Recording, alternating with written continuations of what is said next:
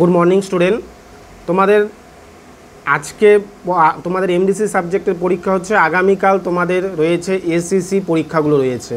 আমরা এসসিসির প্রত্যেকটি বিষয়ের সুপারফাস্ট সাজেশন নিয়ে আসছি। আমরা আগেও সাজেশন দিয়েছিলাম, তোমরা পরীক্ষায় কতটুকু কমন পেয়েছো সেগুলো অবশ্যই আমাদের জানাও, তাহলে আমাদের পরবর্তী ভিডিও করতে উৎসাহ আসবে। আজকে তোমাদের জন্য এসইসি এডুকেশন অর্থাৎ সেক এডুকেশন যে বিষয়টি রয়েছে তার সাজেশন নিয়ে আসছি। তোমাদের 40 নম্বরের পরীক্ষা হবে, 10 নম্বরে 2টো প্রশ্ন লিখতে হবে, 5 নম্বরে 3টা প্রশ্ন লিখতে হবে এবং 1 নম্বরের 5টি প্রশ্ন লিখতে হবে। এই হচ্ছে 40 নাম্বার। তো কোন প্রশ্নগুলো খুব ভালো করে দেখে যাবে। দেখো, সর্বপ্রথম তোমাদের আমি 10-এর জন্য 3টা প্রশ্ন ভালো করে বলছি, এই 3টা প্রশ্ন ভালো করে দেখবে। অ্যাডভান্টেজ অফ লেসন প্ল্যান অর্থাৎ পাঠ পরিকল্পনার সুবিধা, ক্যারেক্টারিস্টিক্স অফ লেসন প্ল্যান পাঠ পরিকল্পনার বৈশিষ্ট্য, ঠিক আছে, স্টেপ অফ লেসন প্ল্যান পাঠ পরিকল্পনার যে বিভিন্ন ধাপগুলো রয়েছে, প্রিন্সিপালস অফ লেসন প্ল্যান। এই 4টা প্রশ্ন দেখো, এখান থেকে আশা করি 1 থেকে 2টা প্রশ্ন তোমরা পাবে। তাহলে চলো শুরু করা যাক। সর্বপ্রথম 1 নম্বরের জন্য যে প্রশ্নটি দেখবে যে discuss the different step of lesson plan পাঠ পরিকল্পনার যে বিভিন্ন বিভাগগুলো রয়েছে সেই সম্পর্কে আলোচনা করো। 2 নম্বরে দেখবে discuss the characteristics of lesson plan অর্থাৎ পাঠ পরিকল্পনার বিভিন্ন বৈশিষ্ট্যগুলি আলোচনা করো।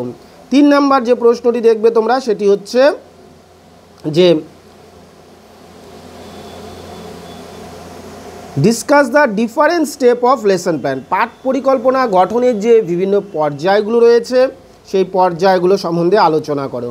স্টেপ আর হচ্ছে আর 4 নম্বরে তোমরা দেখবে how is helpful lesson plan teacher in classroom একজন শিক্ষককে লেসন প্ল্যানটি কিভাবে সাহায্য করে।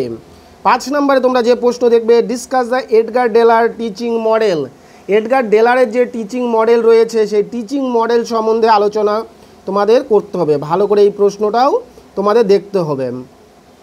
তাহলে যেই প্রশ্নগুলো বললাম 10-এর জন্য পাঠ পরিকল্পনার সুবিধা, পাঠ পরিকল্পনার বৈশিষ্ট্য, পাঠ পরিকল্পনার বিভিন্ন যে ভাগ রয়েছে সেগুলো, পাঠ পরিকল্পনার বিভিন্ন ধাপগুলো দেখবে।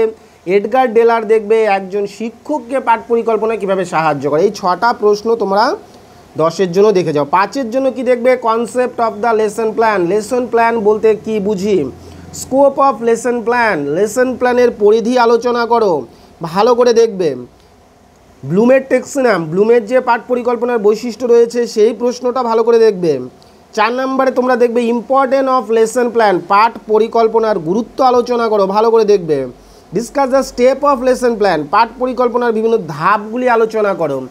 ইম্পর্টেন্স অফ ব্ল্যাকবোর্ডের গুরুত্ব আলোচনা করো। ডিফারেন্স টাইপ অফ টিএলএমের যে বিভিন্ন ভাগগুলো রয়েছে সেই টিএলএমের ভাগগুলো দেখবে।